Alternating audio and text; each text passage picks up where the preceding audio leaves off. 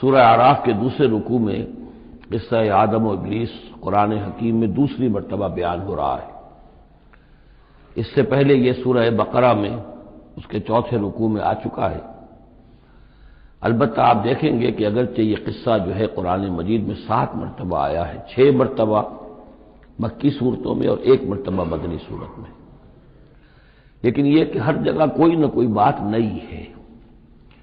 اس لیے کہ جس دور سے بھی یہ تحریک جو ہے حضور کی دعوت کی گزر رہی تھی، اس دور کے حوالے سے کچھ چیزیں جو ہیں وہ ہر جگہ پر آپ کو مزید نمایاں ملیں گی۔ اب مثلاً اس رکوع کے شروع میں ہمیں وہ عظیم آیت ملی ہے کہ جس میں جمع کا صیغہ اختیار کیا گیا ہے، وَلَقَدْ خَلَقْنَاكُمْ ثُمَّ صَوَّرْنَاكُمْ ثُمَّ قُلْنَا لِلْمَلَائِكَةِ اسْجُدُوا لِآدَمَ فَسَجَدُوا إِلَّا إِبْلِيسَ، اس کے بارے میں پچھلی مرتبہ میں عرض کر چکا ہوں۔ اب دوسری بات جو آ رہی ہے وہ یہ ہے کہ جو شیطان نے ورغلایا حضرت آدم کو اور حضرت حوا کو سلام علیہما،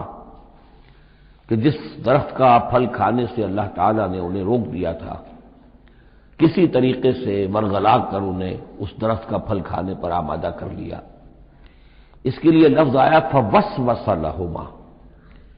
یہ وسوسہ اصل میں ہم یہ سمجھتے ہیں کہ شاید یہ چیزیں اس طور سے ہو رہی تھی جیسے کہ ہم ایک دوسرے کے سامنے کھڑے باتیں کر رہے ہیں، ایک دوسرے کو پہچان رہے ہیں، لیکن حضرت آدم اور حوا کے بھی دلوں میں وسوسہ اندازی کی ہے شیطان نے، جیسے کہ شیطان وسوسہ اندازی کرتا ہے ہمارے دلوں میں۔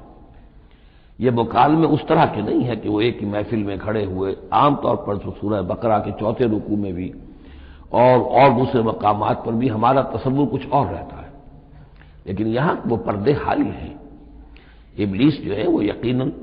جو ہے جنات میں سے تھا، حضرت آدم علیہ السلام کے لیے اس وقت بھی وہ انویزیبل تھا، لہذا لفظ جو آیا ہے فوسوس لہما الشیطان، وسوسہ ان کے دلوں میں ڈالا، لیبدی لہما ما وري عنہما من سوآتہما۔ اب یہاں خاص طور پر ایک بات آ رہی ہے، اس کو ہم متشابہات ہی میں شمار کریں گے۔ یہاں ایک خاص اثر ظاہر کیا جا رہا ہے کہ وہ شجر ممنوع تھا، اس کا پھل کھانے کا ایک نتیجہ برآمد ہوا،